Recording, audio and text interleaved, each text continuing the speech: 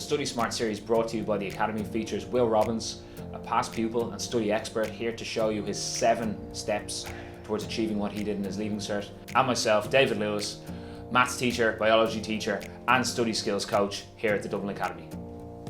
Okay, welcome back to podcast number 4, session number 4 from the Study Smart series at the Dublin Academy. And in this one, we're going to tell you a little bit about how to and why you should conquer procrastination. Because one of the massive things that you would find in a Leaving Cert student is they know exactly what to do, or they even know where to find what to do or how to do it, but you just don't do it. Would you find that a little bit of an issue in 6th year? Or every student feels the urge to procrastinate. Just I think, those who might do a little bit better probably just give into that urge a little bit less. So it never goes away. But there's a great book around this topic called The War of Art by Steven Pressfield. And he kind of labels this force as resistance, and he says it's the most corrosive force on the planet. He says, all of us have 2 lives: the lives that the unlived lives inside of us, and the lives we're actually living right now. And between those 2 stands resistance, or like for our purposes, procrastination. So everyone kind of knows what kind of student they could be if they did certain things, and then they have their current results, and between those 2 things is the procrastination that kind of prevents them from doing those things.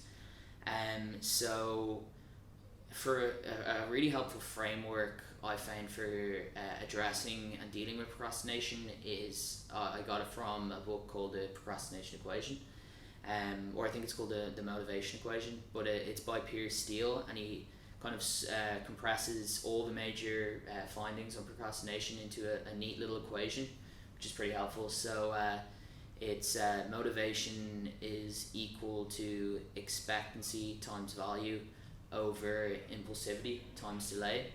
And I'll double click on those a little bit. So motivation is kind of like the opposite of procrastination. So if your motivation is high, then you're not going to be procrastinating. And so the rest of the equation, basically, like any fraction, our motivation is going to be higher if we can get the numerator really high, and the denominator we keep that low. So we're really looking to boost expectancy and value. So expectancy is basically, do you believe you can actually do well? And there's a whole load of things that'll go into that. It could be kind of stripping back negative beliefs. It could be that'll largely be it. And then value is, do you actually think the Leaving Cert is worth your time, worth your effort? So if that's not something you already believe, you kind of need to find kind of creative ways to make it meaningful to you. So it might be, going back to the WOOP framework. What's that outcome going to be? How is it the pride that you're going to feel for doing well? Is it the course you'll get to study? Is it the career you might get to have after that? But just looking for whatever is going to make it meaningful for you, because it's going to vary from person to person. And so if you have a result that you really highly value, and you believe yourself capable of achieving it, that's going to keep your motivation nice and high. What can derail it though is the denominator. So that's impulsivity and delay. So delay kind of refers to how far out in the future something is from us. And the thing with the Leaving Cert is that the exam's so far away at the start of the year, and the results are so far afield as well.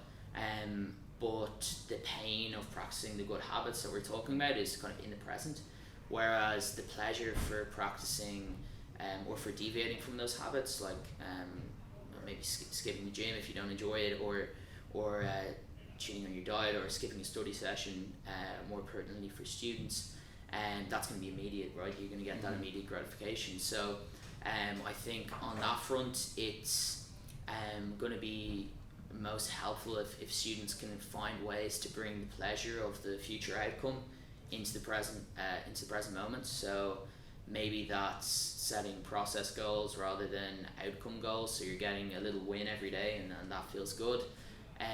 Or maybe it's treating yourself when you hit a certain amount of hours study per week, or you hit little process goals for yourself, like you're rewarding yourself. What would be a process goal that you would have set?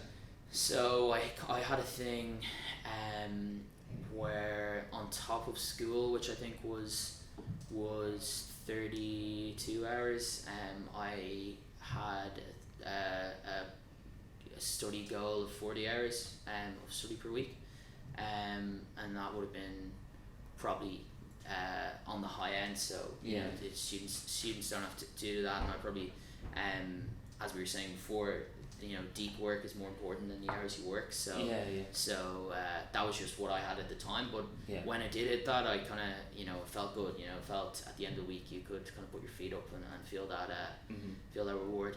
Versus if you did it anyway and you didn't know that was actually a goal, you might not have. You might have said, "Oh, I could have done some more." Or if you kind of did badly on a test that week and you were saying, I'm not where I want to be yet. It's better just to kind of take solace in the fact that you're actually putting in the requisite work and enjoying that in the moment, rather than beating yourself up because you're not where you want to be yet. Like if you're in the plane on the way somewhere and you're getting annoyed that you're not at that destination yet. That's kind of what it's like. That's a good metaphor. I heard that one. So that's delay. And then another thing on delay is kind of bringing the pain of bad habits into the present, because usually we pay for bad habits in the future. So maybe that's something, using a site like BeMinder, which is where you put money up and you make a pledge to stick to certain habits, and you lose money every time you deviate. That's kind of extreme. You can do it with a friend, where you say, okay, every time I miss a study session, I'm going to send you over a tenner or something, and you hold yourself accountable that way. So that's kind of a hack that I found pretty useful. And then on the impulsivity, we have kind of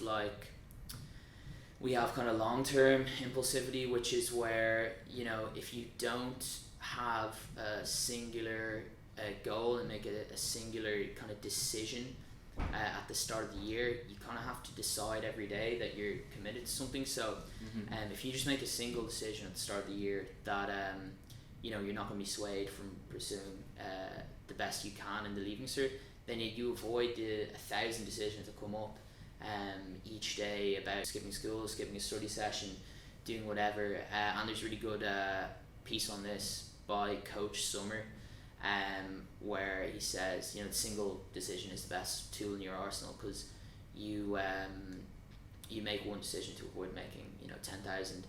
And then kind of on a smaller scale, impulsivity can be kind of jacked up by, say, phone notifications, all those distractions on your laptop, on your phone, and the siren song of kind of email alerts and WhatsApp alerts and whatever it is. So it's really good just to remove distractions while you're working, so you won't have that impulse to go and check.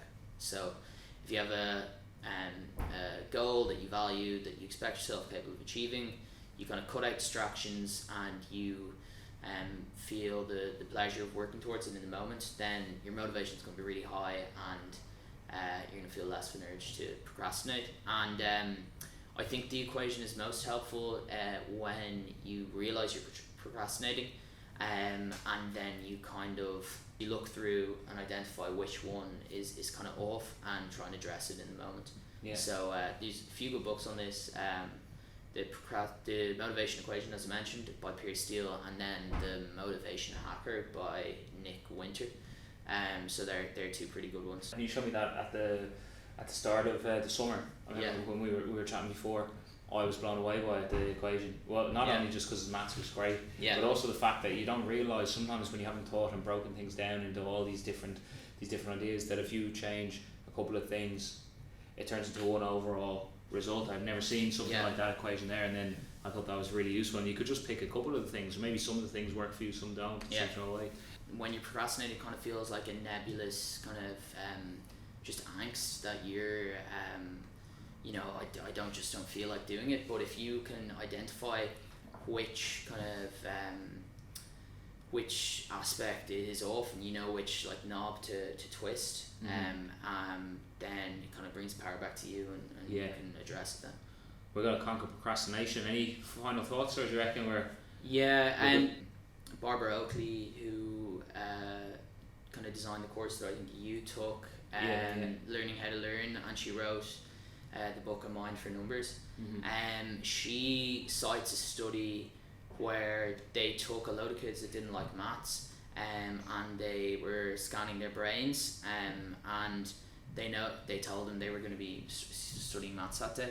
And they were able to notice that all the pain associated with doing the maths was in the anticipation of the activity. So if you want a kind of a catchy way to remember it, you can think of it as like procrastinate.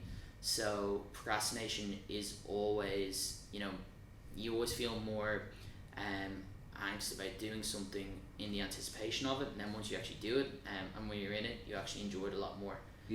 So kind of conquering that first wave, that resistance that Stephen Pressfield talks about, and if you just start, then you're gonna enjoy it far more afterwards. Thanks very much, Will. So there we go, conquering procrastination. We'll see you in the next one.